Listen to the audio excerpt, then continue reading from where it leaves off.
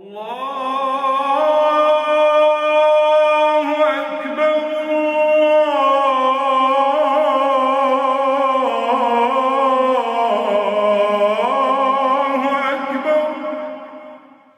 عليكم ورحمة الله وبركاته.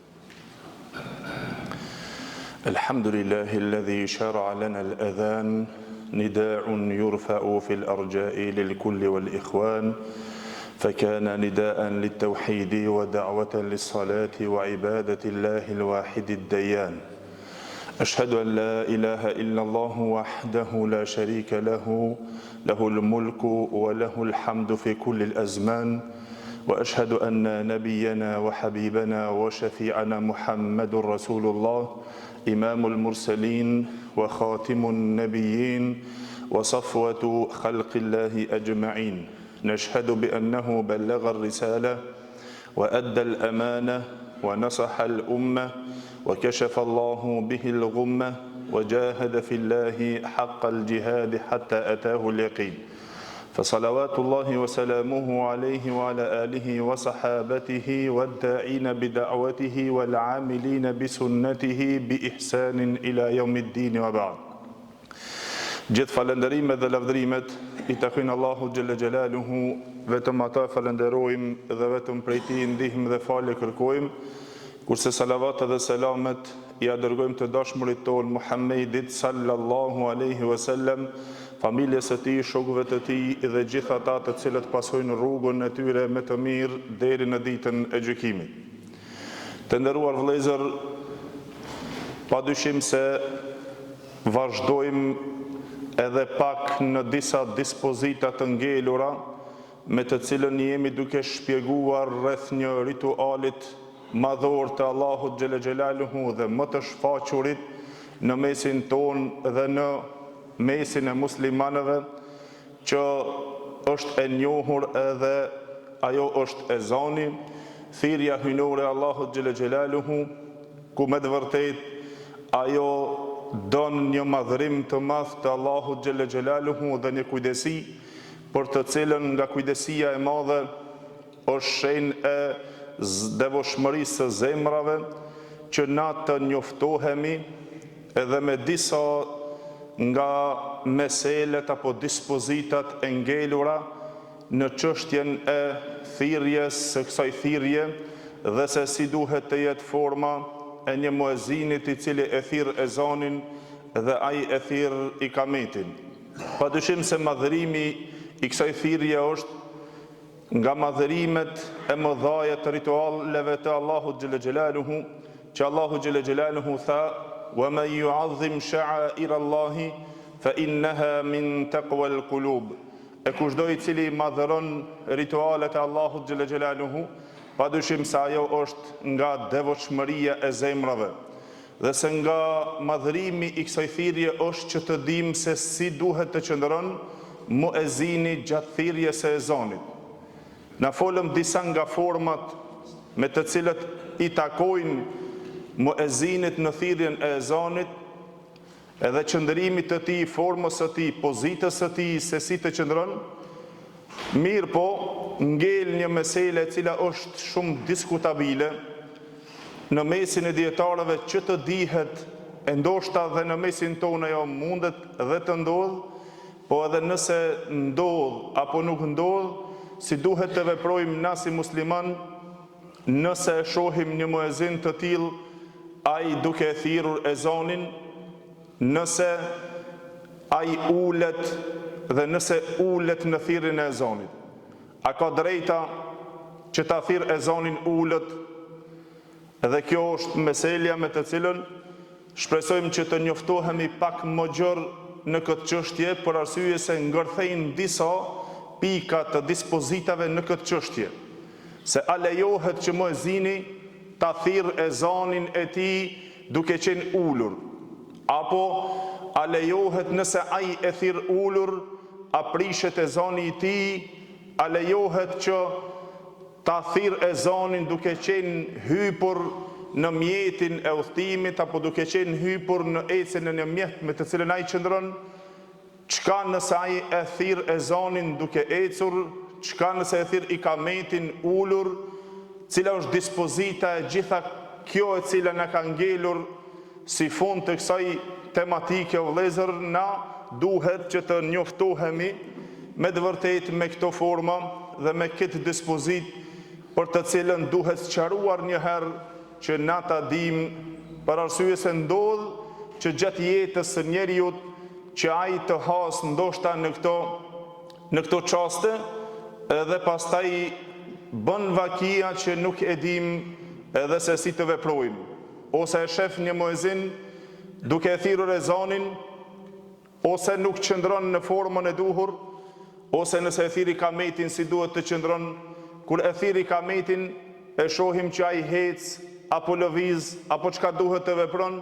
Këto janë me të vërtetë disa mesele të ndihshme, mirë po, kjo të dietarët e ummetit, kjo ka një peshë të rëndë, derisa ato kanë diskutuar edhe kanë hulumtuar që të na sjellin argumentet se si qëndron çështja më adekuate, më e pastër dhe më e përafërt me argumentet të cilët i sjell Islami.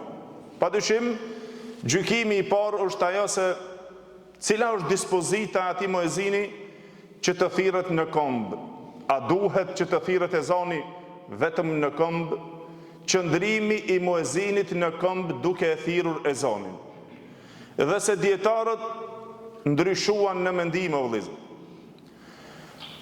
Mendimet e tyre të shumta, mirë po ajo e cila shkuan shumica e dietarëve të mëdhëbit, të cilët janë të njohur te na, ato ranë në një dakord se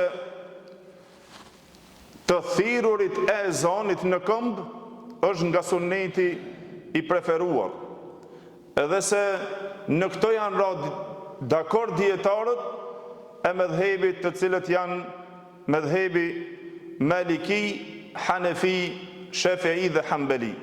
Derisa Ibn Mundhiri rahimullah ka sjellur dhe ixhma konsenzus të dietarëve, që tha se janë të tubuar të gjithë dietarët në këtë pikë, se është nga suneti i preferuar që muezini të qëndron në këmbë kur ai ta thirr ezanin.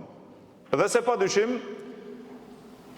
ajo cila është e njohur o vëllezër, që është një sunet i muezinit që ai ta thirr ezanin, qëndrimi i tij në këmbë, dhe na treguam dhe formën e tij i kthyer nga kibla e kështu me radhë.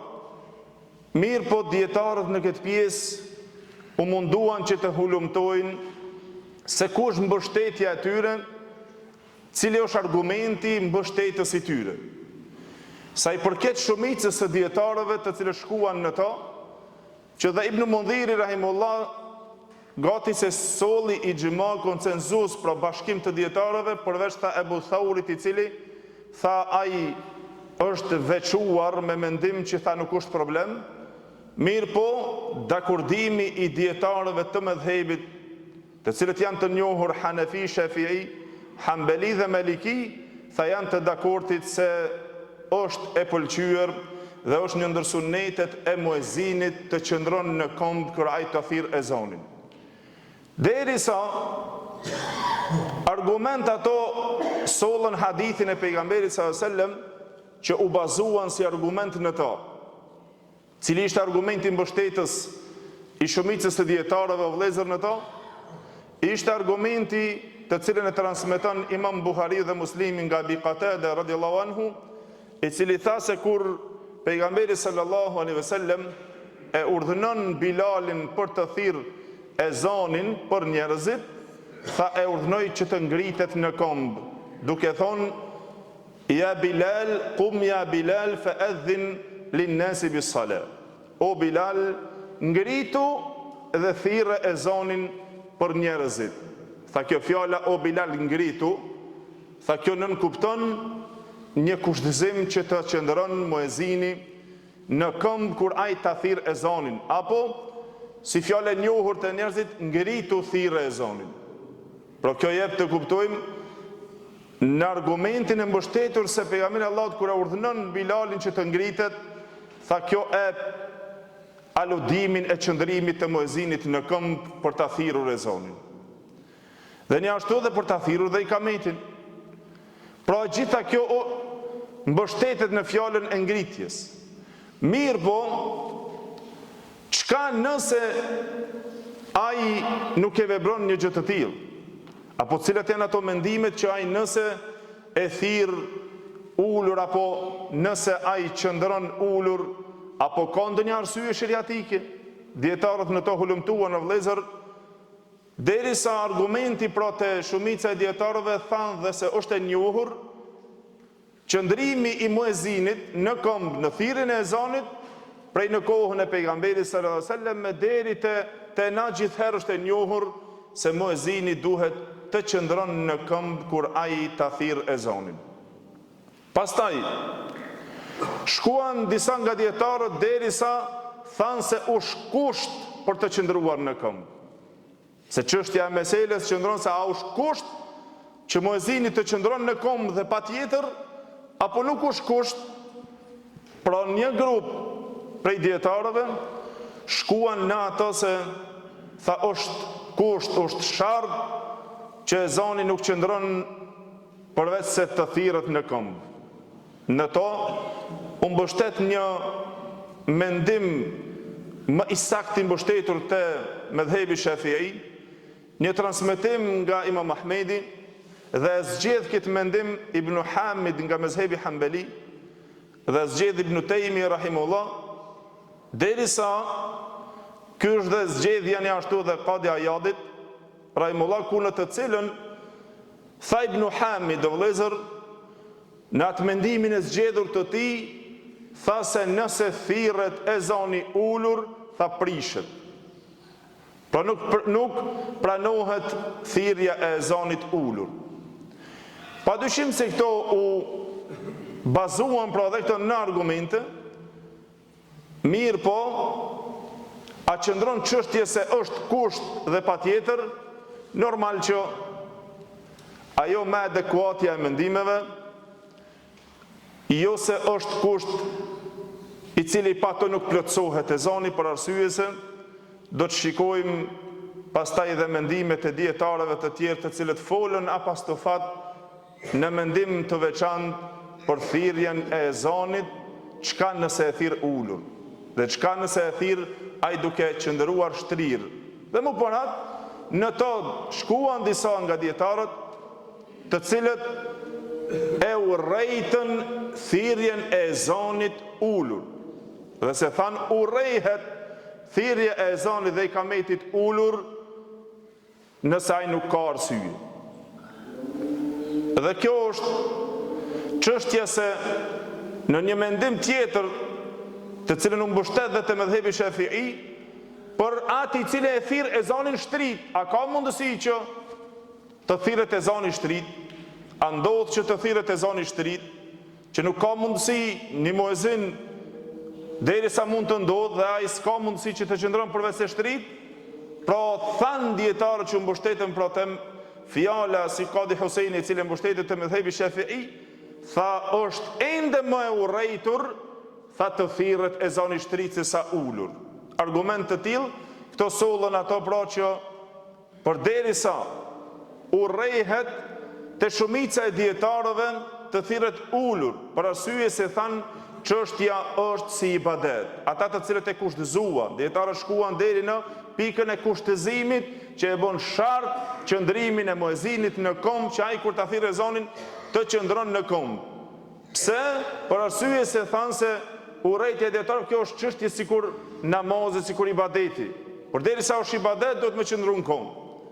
Mirë po padyshim se ky ibadet ndryshon kur folëm na për kushtëzimin e thirrjes së muezinit, çështja e abdesit, çështja domethënë e xhumnullëkut për thirrjen e ezanit, e kështu me radhë, i cejkum ato meselet më herët që kemi folur për to, pra në to, pra del kjo kushtëzimi i dietarëve të cilët e kushtëzuan ato për të qëndruar në këmbë, shkaku i meseleve tjera të argumenteve.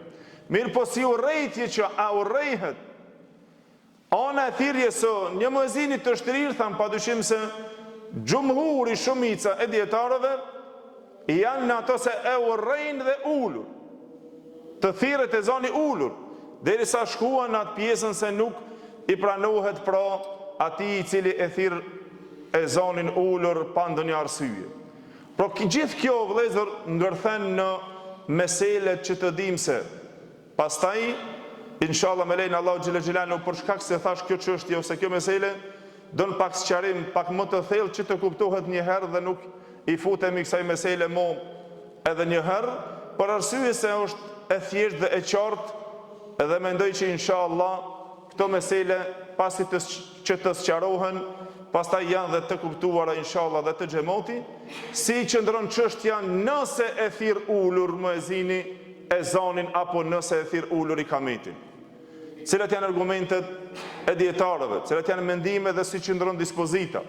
Dhe pastaj çka nëse ai e thirr ulur, çka nëse e thirr shtrit e kështu me radhë, edhe çka nëse e thirr hypur në kafsh, dhe çka nëse e thirr ezanin duke ecur, apo a lejohet që të thirret ezani duke ecur dhe a lejohet që të thirret ikameti duke ecur, inshallah këto mesele pra në vijim do të mundohemi që të sqarojmë nga pak derisa ta përfundojmë pra këtë kapitull me të cilën me të vërtetë është një nga kapitujt kryesor që ka të bëje me ritualin e njohur të Allahut xhela xhelaluhu.